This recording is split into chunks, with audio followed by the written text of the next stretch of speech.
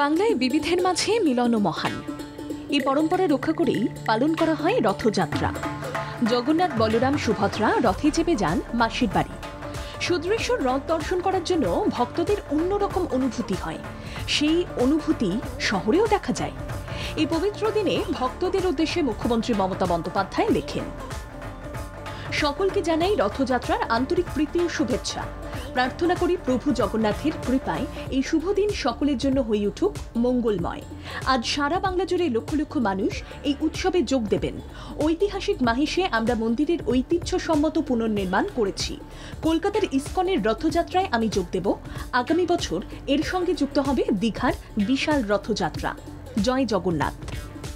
প্রতিবারের মতোই এবারও কলকাতায় ইসকনের রথযাত্রার আয়োজন করা হয়। পবিত্র অনুষ্ঠানে যোগ দেন মমতা বন্দ্যোপাধ্যায়। সাধারণ ভক্তদের মতোই তিনি জগৎপ্রভুর কাছে সবার মঙ্গল কামনা করেন।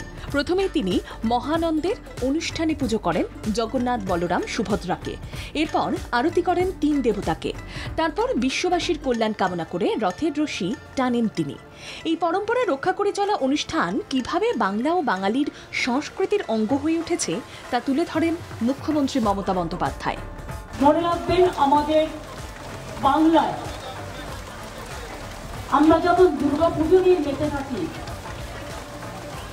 আমরা সব ধর্ম নিয়ে মেতে থাকি, তেমনি জগন্নাথ দেবও আমাদের কাছে অতি পবিত্র এবং প্রিয়।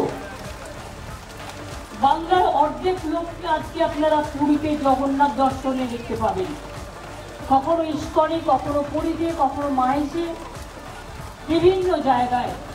ইসকনের রথের কিছু আলাদা বিষয় আছে।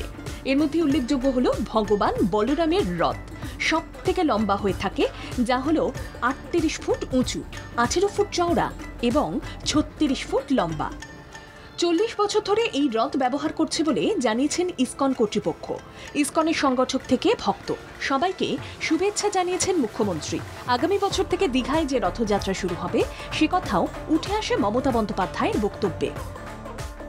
আমাদের দীঘাতে যে পুরীর কায়দায় অনুকরণে একদম সেম হাইটে আরো বড় করে জায়গাগুলো, মন্দিরের হাইট এক, ঠাকুরটা আমাদের মার্বেলের, রথযাত্রা কি করে করব, তাই আগামী বছর থেকে ওখানেও রথযাত্রা শুরু হবে।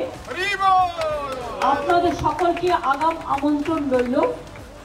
কলকাতার মিলন মেলায় আরও একবার মুখ্যমন্ত্রী মমতা বন্দ্যোপাধ্যায় সম্প্রীতির বার্তা ছড়িয়ে দিলেন বলা যায়।